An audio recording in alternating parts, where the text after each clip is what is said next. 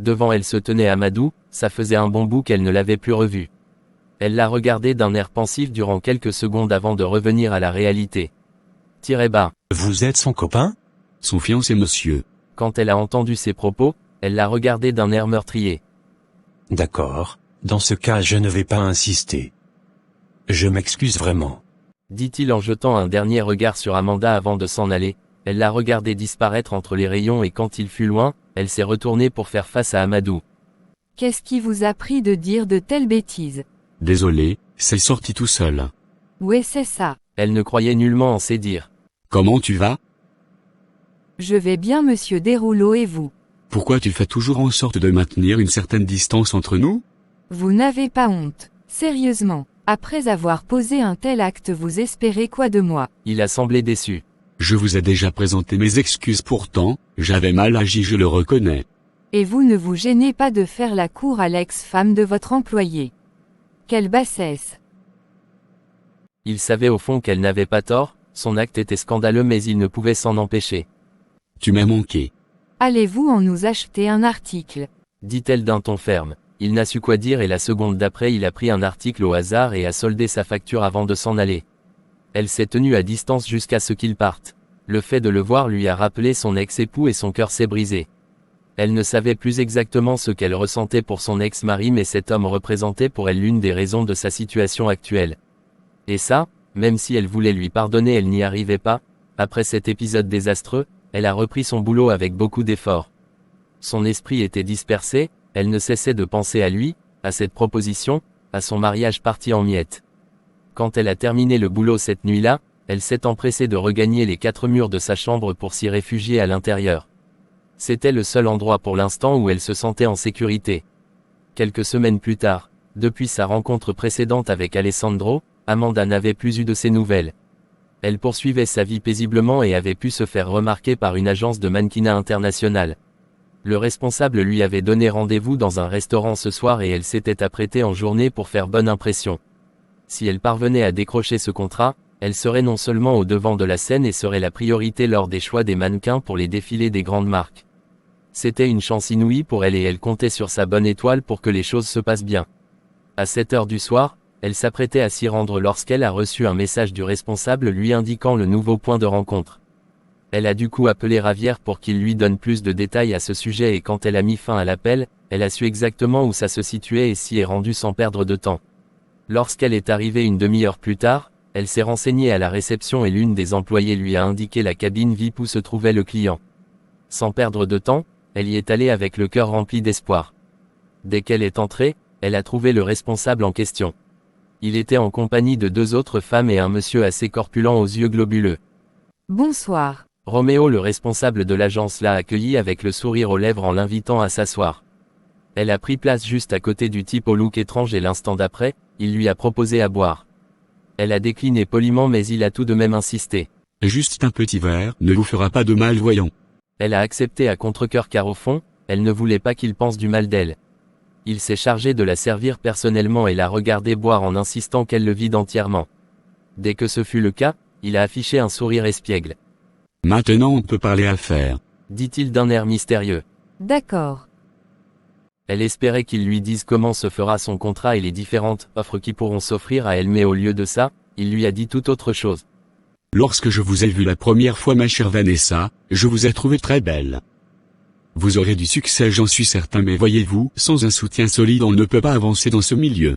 J'en ai conscience monsieur, c'est pourquoi je souhaiterais que cet accord soit effectif. C'est super, on est sur la même longueur d'onde. Bon sang, tirez de long en large et je vais être clair avec vous, si vous tenez à ce qu'on fonctionne ensemble vous devez m'offrir vos services. Que voulez-vous dire exactement par « offrir mes services » ? Il a ri aux éclats. Cookie, Lola, montrez-lui ce que je veux signifier par là. Elles se sont exécutées directement et le spectacle que Vanessa avait sous ses yeux lui a donné la nausée. Roméo, l'ayant constaté, a fait la moue avant de prendre la parole. Ne soyez pas si prude ma chère, vous êtes pucelle ou quoi ? Elle n'arrivait plus à articuler car elle ressentait quelque chose d'étrange se produire en elle. Son corps réagissait bizarrement, c'était la première fois qu'elle éprouvait une telle sensation en elle. Guillemets double. Qu'est-ce qui se passe ? Se dit-elle intérieurement en regardant Roméo d'un air confus. Sa vision devenait floue, ses paupières s'enlourdissaient pourtant elle n'avait bu qu'un seul verre de vin. Je savais que vous seriez réticente, c'est pourquoi je vous ai facilité la tâche. Pardon. Elle a su dès cet instant qu'il lui avait tendu un piège. Mon ami Maurice ici présent a hâte de découvrir votre magnifique corps. Quand vous aurez terminé avec lui, vous ferez définitivement partie de l'équipe et la gloire sera au rendez-vous. Qu'est-ce que vous dites? Vous voulez me vendre comme une prostituée? Son cœur était douloureux, elle venait une fois de plus d'être traitée comme une vulgaire marchandise. La première fois elle n'a su quoi faire mais cette fois-ci, elle ne se laissera pas faire.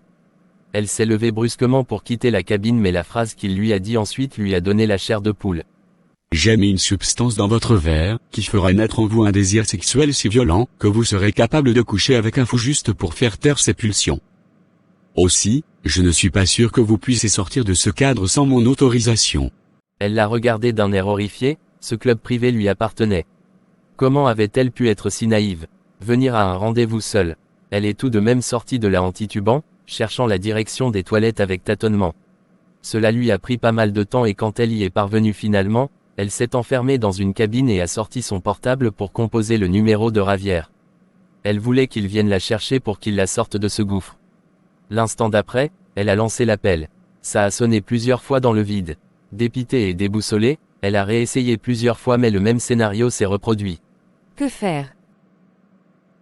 Sa sœur n'était pas dans la ville, son ex-mari était son ennemi numéro 1. Elle ne savait vers qui se tourner quand tout à coup, elle s'est souvenue de lui, Amadou Derouleau. Qu'est-ce que je fais? Elle hésitait lorsqu'elle a ressenti un feu brûlant l'envahir, son sexe vibrait et appelait le plaisir. Elle savait qu'elle était perdue et fut obligée de l'appeler. Elle a lancé l'appel et la seconde qui suit, il a décroché. Aide-moi s'il te plaît. Dit-elle à voix basse avant de perdre le contrôle. Son téléphone a atterri sur la surface dure des carreaux et elle s'est mise à se tordre de plaisir. Elle ne savait combien de temps il lui restait encore mais elle se devait de lutter pour ne pas succomber au plan de cet homme infâme. Une demi-heure plus tard, accroupie au sol, elle s'est tenue en boule en attendant l'arrivée d'Alessandro. Après un effort surhumain, elle avait réussi à lui communiquer sa position. Les yeux clos, elle était dans un état second perdu entre le réel et l'imaginaire. Pendant un court instant elle a eu l'impression d'apercevoir son ex-mari mais elle s'est très vite ressaisie. Quelques instants après, elle a entendu un coup violent frapper sur la porte des toilettes. Ce bruit sonore l'a ramenée à la réalité et elle a pris peur. Étaient-ce les hommes de Roméo? Elle se posait la question d'un air confus lorsque tout à coup, elle a entendu la voix d'Amadou. Son cœur s'est apaisé automatiquement dès l'instant où elle a posé son regard sur lui. Qu'est-ce qu'ils t'ont fait? Il l'a soulevée en vérifiant si elle n'avait rien de grave. Sors-moi d'ici s'il te plaît. Ne t'en fais pas, plus rien ne t'arrivera. Ils sont sortis des toilettes et ces hommes de main se sont chargés de maintenir la barrière de sécurité autour d'eux jusqu'à ce qu'ils prennent place à l'arrière de son véhicule. Amadou en venant savait où il mettait les pieds. Roméo Confort n'était pas un homme de cœur. Il se demandait comment Vanessa avait fait pour se retrouver dans ce club qui avait une réputation assez douteuse. Assis avec elle à l'arrière du véhicule, il la regardait se tordre et frissonner de manière répétitive. Que s'est-il passé? Il a répété la question en boucle dans son esprit avant de se décider à appeler le médecin de famille pour qu'il le retrouve à son domicile et examine Vanessa. Roule, fonce. Dit-il à son chauffeur sur un ton autoritaire. Il était très anxieux et le fait de ne pas avoir le contrôle face à la situation le troublait énormément. Après avoir reçu l'ordre de son patron, le chauffeur s'est mis à rouler à vive allure brûlant les feux de signalisation. Cela a fait en sorte qu'il puisse arriver rapidement. Lorsque le véhicule s'est arrêté, il est sorti la seconde qui suit avec elle et l'a emmené dans une chambre inoccupée. Tiens bon, le médecin arrive. Elle l'a regardé d'un air vide, ses pupilles étaient dilatées, son regard semblait totalement différent. Il a eu une idée mais le fait d'humer l'alcool sur elle l'a semé dans la confusion. Quelques minutes après leur arrivée, le médecin a finalement fait son entrée. Amadou l'a emmenée dans la chambre où se trouvait Vanessa et il l'a examinée aussitôt. Pendant ce temps, Alessandro était présent près d'elle et le regardait faire d'un air inquiet. Alors? Qu'est-ce qu'elle a? Soulignez, j'ai bien peur qu'elle ait été soumise à une drogue populaire. Laquelle? Il lui a donné le nom et quand il a entendu sa réponse, la colère l'a envahi subitement. Le salaud. Dit-il en émettant un juron. Il s'est promis de s'occuper de cet homme après le sale coup qu'il venait de faire à Amanda. Par la suite, le médecin lui a donné 2 solutions plausibles pour qu'elle se sente mieux. Après son départ, il a dû faire un choix. Sans perdre de temps, il a demandé à son personnel de lui fournir le nécessaire et la plus ancienne a aidé Vanessa à prendre son bain. Elle l'a plongée dans une baignoire remplie de glaçons et s'est chargée de veiller sur elle jusqu'à ce que sa température revienne à la normale et ses pulsions s'apaisent. Amadou de son côté prenait de ses nouvelles de temps à autre et c'est ainsi qu'il a eu du mal à s'endormir. Au petit matin, il a finalement pu fermer l'œil mais son sommeil fut de courte durée car son esprit était toujours en alerte. Il s'est réveillé en sursaut et s'est dirigé vers la chambre où elle se trouvait pour s'acquérir de son état. Lorsqu'il l'a vue endormie sous la couverture, son cœur s'est adouci. Dieu merci. Dit-il à voix basse, la seconde d'après, il a regagné sa chambre et s'est assis sur son lit en ressassant les événements de la veille. Malgré les supplications de Vanessa, il s'était abstenu de la toucher non pas parce qu'elle ne lui plaisait pas mais tout simplement parce qu'il ne voulait pas que les choses se passent de cette manière. Il a pris soin d'elle et à ses yeux c'était le plus important pour le moment. Après cette petite réflexion, il s'est souvenu de Roméo et a pris son portable pour passer un coup de fil. Il s'était fait la promesse de le nuire quitte à ce qu'il paye pour l'acte qu'il avait posé sur Vanessa la veille. Il savait à quelle porte frapper pour qu'il se sente menacé. C'est ainsi qu'il a donné des instructions bien précises à son assistant en mentionnant le fait qu'il voulait les résultats dans les plus brefs délais. En fait, le plan d'Amadou était simple, il comptait graisser la patte de la commission de contrôle de l'inspection du travail afin qu'elle fasse une descente dans ce club pour vérifier si tout était en ordre. Pour le reste, il savait ce qu'il devait faire pour que cet homme se retrouve dos au mur. Quelques heures plus tard, lorsque Vanessa s'est réveillée, elle avait de violentes migraines. Elle a essayé de se souvenir des événements de la veille mais à la place, elle recevait cela plutôt sous forme de flash qui accentuait ses céphalées. D'un regard bref, elle a fait le tour de la pièce en massant ses tempes. Elle cherchait à connaître où elle se trouvait. Ne se retrouvant pas, elle se mettait déjà à stresser lorsque tout d'un coup la porte de la chambre s'est ouverte sur Amadou. Surprise, elle l'a fixé d'un air ahuri. Encore vous, qu'est-ce que vous faites ici? C'est chez moi pourtant, apparemment tu ne te souviens pas de ce qui s'est passé la veille. Pas vraiment, j'ai juste quelques bribes qui reviennent de temps en temps dans mon esprit mais ce n'est pas vraiment clair. Je vois, laisse-moi t'éclaircir la mémoire.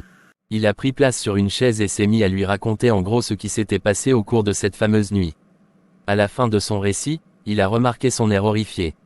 C'est pas vrai, si quelque chose m'était arrivé. Le milieu dans lequel tu as décidé de te lancer est parsemé d'embûches.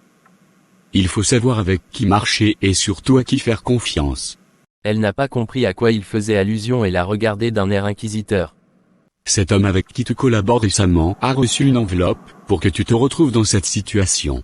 Ravière, non c'est impossible. C'est pourtant la stricte vérité. Je te fournirai les preuves bien après, mais tu dois apprendre à être sur tes gardes. Ce n'est pas tout le monde qu'on embrasse à cœur ouvert. Fais attention à toi. Elle l'a écouté le cœur meurtri, décidément elle n'avait pas de chance. À chaque fois qu'elle s'attachait à une personne ça finissait toujours mal. Elle a laissé échapper quelques gouttes de larmes et lorsqu'Alessandro l'a vue dans cet état, il a eu de la peine pour elle. Sois forte s'il te plaît, tu dois comprendre que la vie n'est pas un long chemin paisible. J'ai compris, merci pour tout. De rien, prends un temps de réflexion et si après tu veux toujours continuer dans ce milieu, dis-le moi je saurai t'orienter dans ce sens. C'est gentil de ta part mais je veux y arriver seule. Ça sera le cas, je vais juste te mettre en contact avec de bonnes personnes et tu feras le reste du travail toute seule. Je vois, dans ce cas je vais réfléchir et je te dirai plus tard ce que j'ai décidé au final. D'accord, je t'ai pris des vêtements de rechange. Tu peux prendre ton bain et ma cuisinière se chargera de te concocter un bon repas pour que tu prennes des forces. Elle a souri. J'ai une question. Je t'écoute. Pourquoi tu fais tout ça pour moi? Pour me racheter non pas parce que je voudrais que tu sois à moi mais tout simplement parce que je me sens responsable en quelque sorte de ce qui t'arrive. Je sais que je n'aurais pas dû agir de la sorte mais les faits sont déjà là.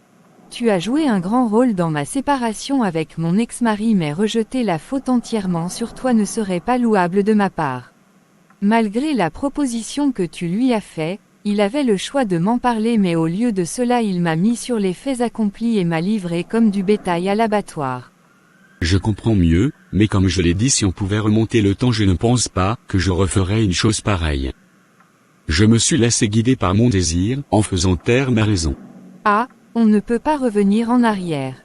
Elle avait décidé de tourner la page aussi douloureuse que cela fut pour son propre bien. Bien des heures après, elle se sentait mieux et a pu rejoindre son domicile. À peine arrivée, elle a essayé de contacter Ravière mais il n'a pas décroché.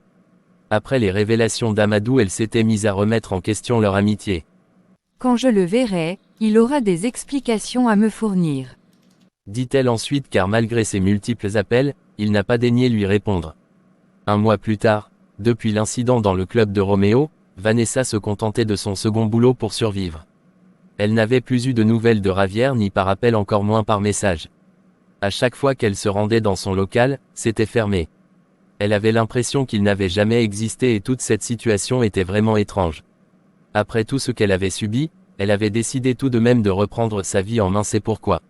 Ce soir, après mûre réflexion, elle avait accepté le rendez-vous d'Amadou mais à condition qu'il lui laisse le soin de choisir le cadre.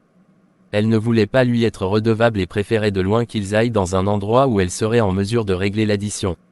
Pour l'occasion, elle s'était apprêtée simplement sans artifice et lorsqu'elle avait terminé elle avait vérifié le résultat sur sa glace avant d'aller à son encontre. Le lieu du rendez-vous se trouvait non loin de son quartier, plus précisément dans un ruelle très fréquenté où l'on pouvait trouver la nourriture locale pas chère et bien faite. À son arrivée, elle a pris place sur une table et l'a attendue. Elle était en avance apparemment et pour tuer le temps, elle s'est mise à manipuler son portable cherchant les informations sur les potins mondains. De fil en aiguille, ses yeux se sont posés sur une information qui a attiré son attention et l'a ramenée à ce malheureux incident qu'elle avait vécu quelques semaines plus tôt. Le directeur de l'agence de mannequinat était en garde à vue. La police l'avait arrêté après avoir découvert dans son club une importante quantité de stupéfiants. L'enquête était en cours mais en attendant qu'elle n'arrive à sa fin, son club avait été scellé. C'était une énorme surprise pour elle et elle s'est demandé si Amadou n'avait rien à voir là-dessus. Pendant qu'elle réfléchissait la tête baissée, elle a aperçu une ombre se tenir devant elle. Croyant qu'il s'agissait d'Amadou, elle a relevé la tête aussitôt mais la seconde d'après la personne qu'elle a vue lui a donné froid dans le dos. Vanessa, j'ai cru que je m'étais trompé. Tu n'as pas l'air ravie de me revoir, à ce que je vois tu es toujours fâchée. Dis quelque chose, pourquoi tu me regardes comme un fantôme? Elle n'arrivait pas à s'exprimer tellement la colère qu'elle éprouvait à son égard était immense. Malgré son mutisme, il s'est assis en face d'elle et a voulu poursuivre la conversation comme si de rien n'était mais comme sortie d'un mauvais rêve, elle a réagi promptement. J'attends quelqu'un. Oh, Il ne s'attendait pas à cela et s'est permis de la questionner à ce sujet. qui est-ce? Ça ne te concerne plus, va-t'en. Il n'a pas apprécié le ton qu'elle a employé pour lui parler. La seconde qui suit, il a saisi son poignet fermement pour l'intimider mais elle a réussi à le dégager. Tu es un grand malade Séverin, comment oses-tu me traiter de la sorte après ce que tu m'as fait? S'il te reste encore un peu de dignité va-t'en tout de suite. Pas avant que je n'ai vu la personne avec qui tu as rendez-vous. Quoi, pour qui te prends-tu au juste? Elle le haïssait de toutes ses forces et si elle avait eu la possibilité de lui faire ressentir la même douleur qu'il lui avait infligée par le passé, elle l'aurait fait sans hésiter. Avec qui tu as rendez-vous Vanessa? Réponds-moi vite car je ne vais pas me répéter à nouveau. Elle s'apprêtait à lui dire le fond de sa pensée lorsqu'elle a vu Amadou arriver. Au même instant, elle s'est levée d'un bond pour s'en aller mais il fut plus rapide qu'elle et s'est emparé de son bras. Où penses-tu aller ainsi? Je te parle depuis tu fais semblant de ne pas m'écouter. Elle n'a pas répondu, son regard était focalisé sur Amadou. Elle savait ce qui allait se passer par la suite. Lâche mon bras, tu es vraiment pathétique. Ah oui.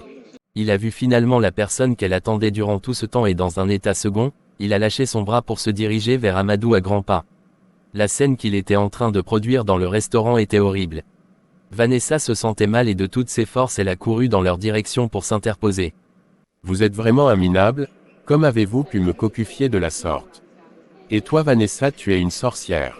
Pendant que je me tuais au travail tu passais ton temps à me tromper avec mon patron, quel genre de femme es-tu? Il a dit cela avec une telle férocité que cela a attiré l'attention des autres clients présents dans le restaurant.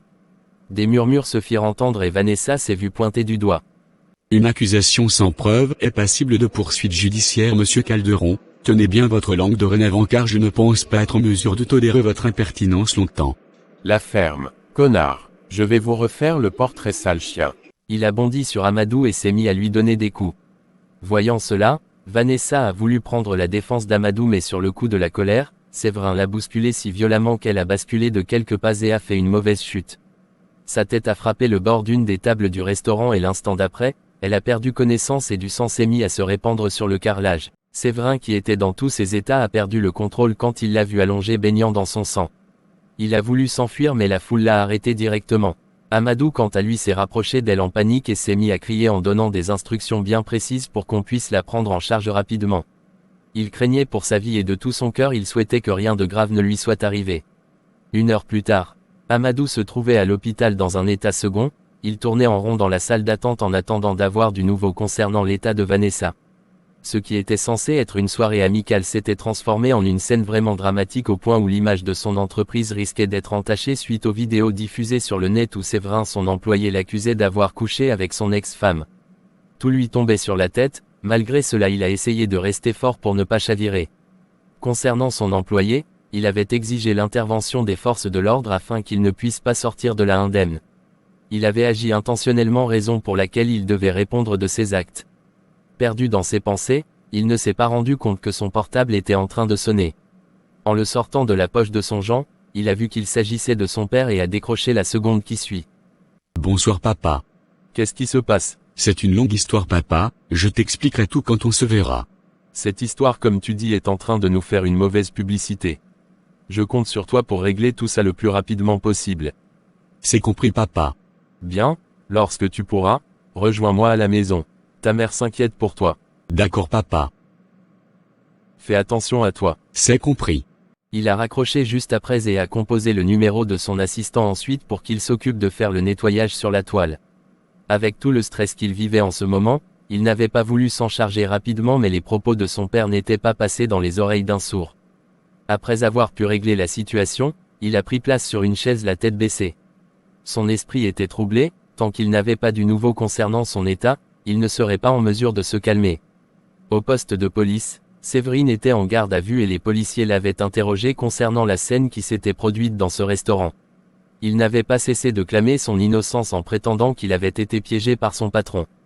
Qu'il vivait sa vie paisiblement avant l'arrivée de celui-ci et qu'à cause de lui, il avait tout perdu.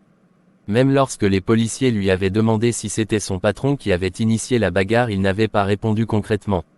Il n'arrêtait pas de dire que c'était sa faute, qu'il lui avait volé sa femme et gâché sa vie. Ceux-ci ont conclu qu'il était troublé face à toute cette situation et ils avaient décidé de faire une pause avant de reprendre l'interrogatoire. Ils ont enfermé Séverin dans une pièce et se sont éloignés pour s'entretenir sur son cas. Pendant qu'ils discutaient, l'un des leurs est venu avec une vidéo et ils se sont mis à la visionner. Quand elle a pris fin, ils se sont regardés en silence. Le plus ancien a pris la parole en premier. Cet homme risque d'avoir de gros ennuis. Il l'aura bien cherché, si cette femme ne s'en sort pas il risque de passer un sacré paquet de temps derrière les barreaux. En effet, tout est clair maintenant. Les preuves sont là et les témoins pourront fournir leur témoignage concernant cette affaire. Ils spéculaient sur l'affaire lorsqu'ils ont reçu l'ordre de leur supérieur de reprendre l'interrogatoire. Sans perdre de temps, ils sont retournés dans la pièce où se trouvait Séverin pour le faire. Celui-ci a continué de dire qu'il était innocent, même lorsqu'on lui a présenté la vidéo, il a dit que c'était un montage. En gros, il ne reconnaissait pas les faits. Dans ce genre de situation, seuls les témoignages des victimes et témoins pourraient trancher l'affaire mais pour l'instant la victime principale était dans un état critique à l'hôpital et la seconde personne impliquée dans cette affaire avait tenu à rester à l'écart pour l'instant. Il ne voulait pas se soucier de Séverin tant qu'il n'avait pas reçu des nouvelles de la victime principale. Étant une personnalité publique et un homme influent, ils ont respecté sa volonté et ont gardé Séverin en cellule toute la nuit. Le lendemain matin, Séverin a exigé un appel et étant dans ses droits ils n'ont pas daigné lui refuser cela. C'est ainsi qu'il a pu contacter son ami Thomas pour lui faire part de tout ça. S'il te plaît, prends-moi un avocat et informe ma sœur de la situation. D'accord, mais laisse-moi te dire tout de même que tu as merdé. Je n'ai rien fait, tu sais très bien que je n'avais pas de problème avec mon épouse par le passé. Cet homme est entré dans nos vies et l'a pourri complètement. On en reparlera après, ce n'est pas le moment, surtout que je doute fort que ce téléphone ne soit pas sur écoute. Tu as raison, fais ce que je t'ai demandé s'il te plaît. C'est compris, beaucoup de courage. J'espère que Vanessa va s'en sortir, elle ne mérite pas ça. Quand il a dit cela, Séverin s'est emporté. Et moi alors, je mérite cette souffrance. Ce n'est pas ce que j'ai dit, calme-toi frère. Non, je ne le ferai pas. Tout le monde m'accuse, pourtant je suis une victime. Je suis celui à plaindre et cet homme devrait se trouver à ma place plus tôt. Je te rappelle. Il a préféré mettre fin à cet appel car il ne reconnaissait plus son ami. Amadou avait passé toute la nuit à l'hôpital. Au petit matin, Une infirmière avait finalement pu lui donner les informations concernant l'état de Vanessa. Elle était hors de danger mais sa rémission allait être progressive. Cette nouvelle l'a rassuré et quand il a eu l'autorisation de la voir, il ne s'est pas gêné. Il a rejoint sa chambre en toute vitesse et dès qu'il a posé son regard sur elle, son cœur s'est resserré. Elle était pâle, méconnaissable et il s'en est voulu. S'il lui était arrivé quelque chose de grave, il n'aurait pu le supporter. Qu'est-ce qui m'a pris? Il regrettait amèrement d'avoir fait cette proposition à son ex-mari, de s'être immiscé dans leur vie, d'avoir voulu la conquérir de cette manière. Malgré ses lamentations, les faits étaient déjà là. Il n'y avait plus moyen de faire retour en arrière. D'un air meurtri, il a pris place près d'elle et lui a tenu la main. À cause de moi tu te retrouves sur ce lit. J'ai agi comme un imbécile et j'étais aveuglé par mon désir égoïste de t'avoir, pour moi pourtant tu appartenais déjà à un autre. J'ai bien réfléchi, après avoir réglé cette situation, je me tiendrai à l'écart de toi. J'ai cru bien faire en te protégeant mais je t'ai plutôt exposé. Il était déboussolé et a laissé échapper une goutte de larme avant de l'essuyer rapidement du revers de sa main. Quelques instants après, il s'est endormi la tête posée sur le bord de son lit. Sa fatigue était compréhensible après avoir passé toute la nuit entière éveillé à attendre de ses nouvelles. Lorsqu'il s'est réveillé plus tard, il a constaté qu'elle était éveillée. Tu sembles bien fatigué, comment tu vas? C'est moi qui devrais te poser la question. J'ai connu mieux mais je rends grâce à Dieu. Je n'ai rien eu de grave. Super, je suis soulagé. Un silence s'est installé ensuite durant lequel ils se sont regardés sans dire un mot, on aurait dit qu'ils communiquaient du regard. Par la suite, Amadou a pris la parole en premier, il lui a raconté ce qui s'était passé durant son état d'inconscience et elle l'a écouté attentivement. Concernant ton ex-mari, que voudrais-tu qu'on fasse de lui? Tu ne peux pas me demander cela vu qu'il t'a aussi violenté. Elle a dit cela en touchant les ecchymoses sur son visage. Voyant cela, il a caressé sa main et elle l'a regardé d'un air attendrissant. Amanda, je suis sincèrement désolé. Ne le sois pas car tout est de ma faute. J'ai tout gâché et avec ce qui s'est passé, je préfère prendre mes distances. Tu dois vivre ta vie et moi j'éviterai de te mettre encore en danger. Elle l'a écouté attentivement sans savoir quoi dire en retour. Actuellement il est en garde à vue, une plainte a été déposée mais tout dépendra de toi. Si tu veux qu'il soit libre, dis-le-moi au cas contraire, prends la décision qui te semblera convenable et je passerai l'information aux policiers. Et après? Après? Tu vas t'éloigner de moi. C'est mieux ainsi, je t'ai causé plus de mal que de bien au final. Comment peux-tu dire ça après toutes les situations dans lesquelles tu m'as enlevé?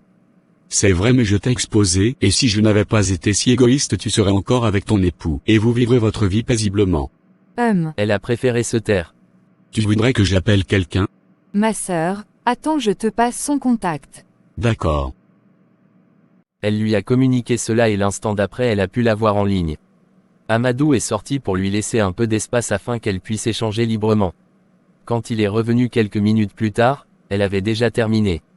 Ah te voilà, une certaine Alésia t'a appelé. Je vais la rappeler plus tard. D'accord. Un silence s'est installé ensuite pendant lequel, il a pris place près d'elle sur une chaise. Elle l'a regardé attentivement et s'est rendu compte qu'il était épuisé avec des cernes. Malgré cela, elle l'a trouvé tout de même charmant. Tu devrais rentrer te reposer et prendre un bain. Et qui va rester avec toi? Ma sœur arrive. D'accord dans ce cas, je vais l'attendre. Mais, Ne discute pas s'il te plaît, tu dois te reposer et moi je vais veiller sur toi. C'est la moindre des choses après tout ce qui s'est passé. Elle n'a plus dit un mot car elle venait de réaliser qu'il culpabilisait énormément. En début de l'après-midi, sa sœur est finalement arrivée. Elle était inquiète et heureuse de la voir en même temps. que s'est-il passé? Je t'expliquerai plus tard. D'accord. Elle a ensuite posé son regard sur Amadou qui se reposait sur une chaise et d'un air inquisiteur elle a regardé sa sœur. Celle-ci a placé sa main sur sa bouche pour lui demander de faire moins de bruit afin qu'il puisse récupérer un peu. Qui est-ce? Dit-elle à voix basse dans un murmure. Le patron de Séverin. Quand elle lui a dit cela, elle a vu sa sœur ouvrir grand les yeux. La stupéfaction était au rendez-vous et sa curiosité a accru d'un coup.